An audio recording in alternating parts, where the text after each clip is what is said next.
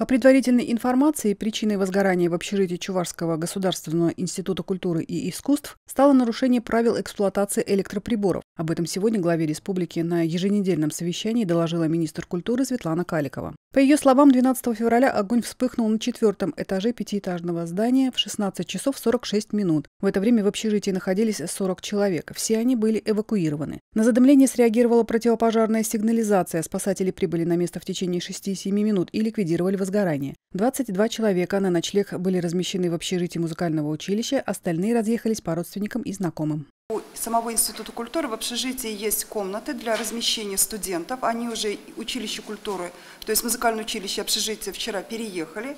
4-й этаж тоже все комнаты они освободили, перенесли в места. Студенты, которые проживали на 4-м этаже, они на сегодняшний день в штатном режиме размещены в этом же общежитии на 2-м этаже.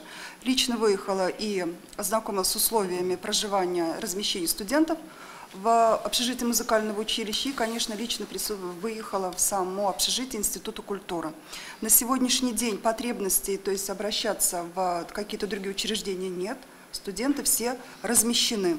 Светлана Каликова отметила, что для ликвидации последствий пожара потребуется дополнительное финансирование. Глава республики также дал поручение провести со студентами всех вузов и средних учебных заведений мероприятия, направленные на обеспечение пожарной безопасности.